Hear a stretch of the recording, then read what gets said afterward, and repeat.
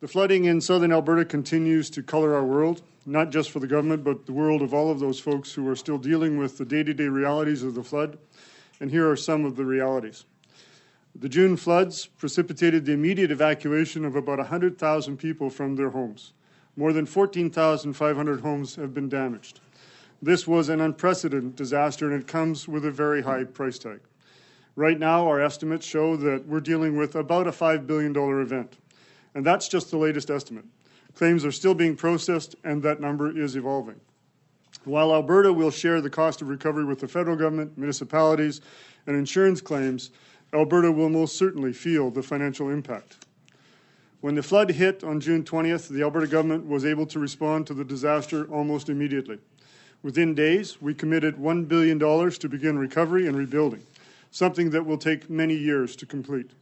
To date, $704 million has been earmarked to support Albertans, small business owners, and communities, and of that, we have spent $148 million between June and August. This included immediate relief funding in the form of preloaded debit cards and checks for the thousands of Albertans who had been evacuated from their homes, as well as money we provided directly to the town of High River. So as a government, our focus is on helping flood-affected Albertans begin the recovery process. That means helping people who still aren't back in their homes to return, providing the support necessary to rebuild homes and businesses damaged by the disaster, and rebuilding infrastructure that was damaged by the flooding. So here's what we've provided so far. As I said, just a few days after the flood, the Alberta government committed $1 billion, and since then we've provided support in a number of other ways. For example, we created programs to assist small business owners who were hit, including the Small Business Rebuilding Program and the Hand Up Plan. We've also provided funding to address some immediate community needs, like temporary schools, as well as funding for more long-term recovery, including compensation for floodway relocation. You can see the complete list in the Flood Recovery Update document, which you should have. The flood has had a massive impact on many people, and we're also seeing repercussions for our economy. The first quarter report includes an analysis of the economic impact of the flooding. In terms of our GDP, the flood will actually have a positive effect. Reconstruction efforts to replace or repair damaged property are estimated to add 0.2 percentage points to growth in 2013 and 0.4 percentage points in 2014. Now, that doesn't mean that the flood was good for our economy. There are many economic impacts that aren't reflected in the GDP.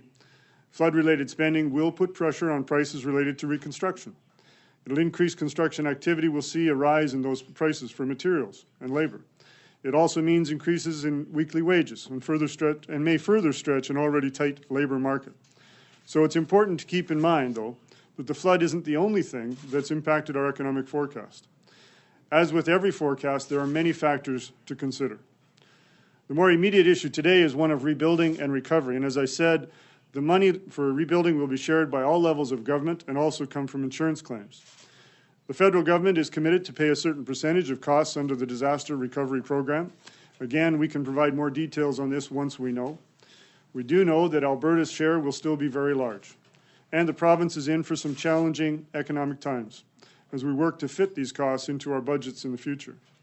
But we've been doing some hard work that has put us in a relatively good position to deal with this.